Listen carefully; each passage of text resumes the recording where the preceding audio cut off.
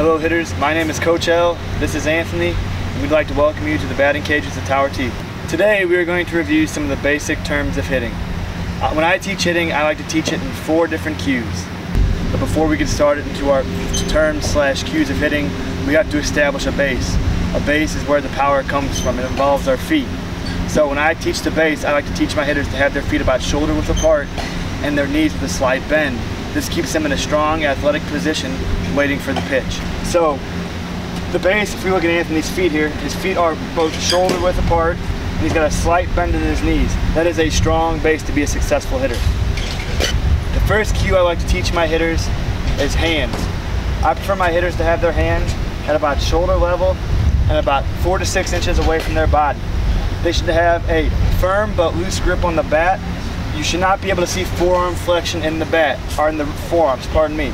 If the forearms are flexed, that means you are gripping the bat too tight. The next cue I like to teach my hitters is the load. The load is very important to creating momentum, to gaining power to hit the baseball. When I teach the load, I like to teach my hitters that their front foot should come about 2 to 3 inches off the ground when the pitch is coming towards the plate, and then you should place the front foot about 2 to 3 inches away from where it started when you begin your swing.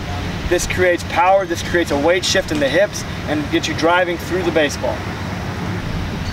The next cue I like to teach my hitters is swing path/contact. Now, when you're in your stance,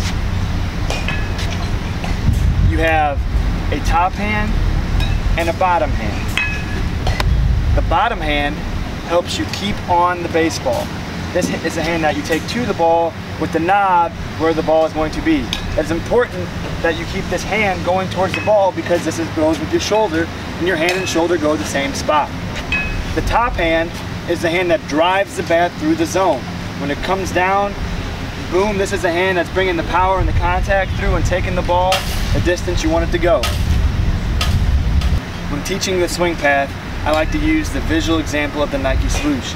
If you think about the Nike swoosh, it starts high, goes on a down level plane, then finishes back up on a rise. Now when we put that in relation to our swing, we start our hands up high.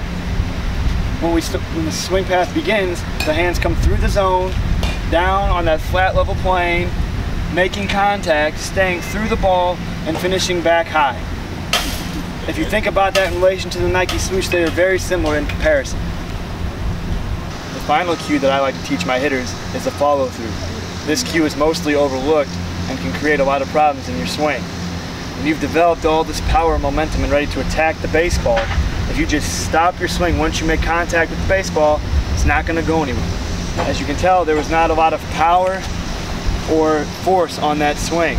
If we go back and think about the Nike swoosh, it finishes high and it stays through the ball. The Nike swoosh just does not stop halfway. It stays on that plane and comes up through the baseball. So it's important to keep a high follow through on your swing.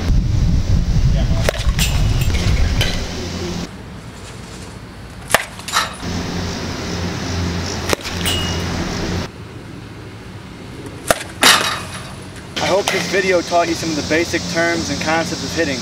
We look forward to seeing you at Tower T.